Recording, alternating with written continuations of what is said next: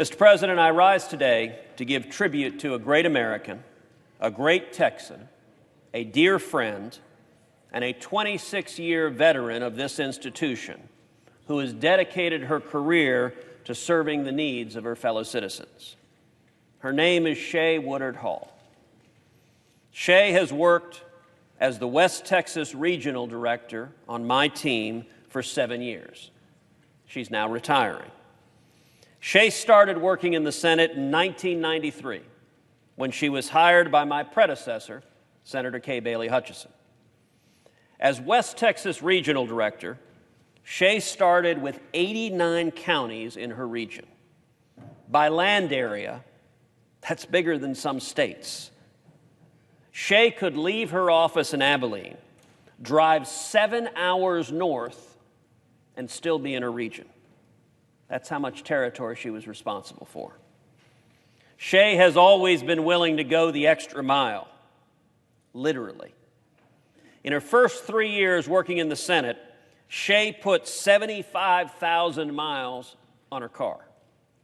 In fact, she's put so many miles on her vehicles throughout the last 26 years that it's probably for the best that she married a local car dealer in Abilene. After 26 years, serving 89 counties in West Texas, everyone knows Shea. And Shea knows everyone.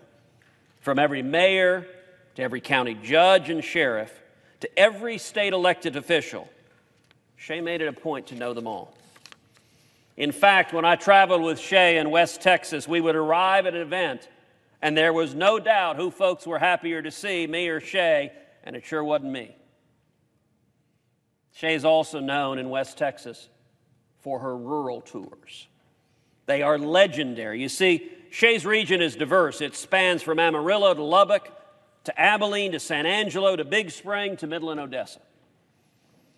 On the last tour she planned, an ag tour, we started in Lubbock with stops in Muleshoe, Fredonia, Dalhart, and Amarillo. Now, if you know Texas, that's one heck of a big loop. On one of the stops, I asked Shea what we would be seeing that day, and she answered, strippers.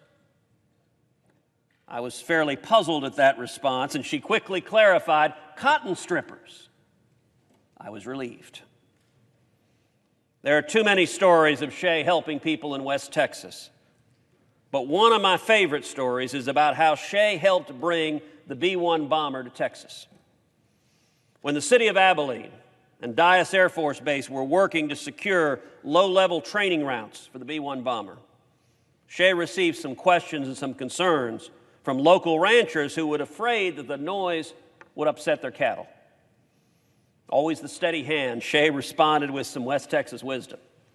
She'd tell them that the low-level training routes were good for our national security, that they would enhance Dyess Air Force Base as the premier B-1 base in the country. And finally, she'd tell them that she hadn't received a single phone call from a cow protesting the noise. Well, I'm proud to say that because of her efforts and many others, those training routes remain, and Texas is one of the homes today of the B-1 bomber. Shea has become a living legend in West Texas because no problem is too big and no problem is too small. She wants to help anyone and everyone who calls her with an issue.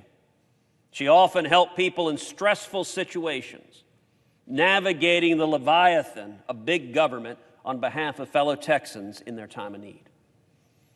Shea also doesn't take no for an answer. If she didn't get the answer she needed to help a fellow Texan, she didn't give up. She has been a tireless and effective member of our team. That's her legacy, and I know it will endure.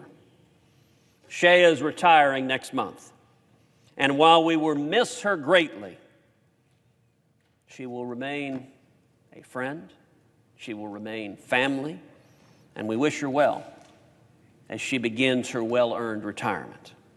The Senate, the people of Texas, and the thousands of people and families that she has helped over the course of 26 years of service will miss her too.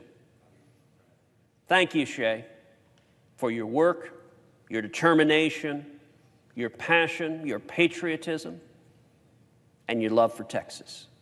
Texas says thank you. God bless you.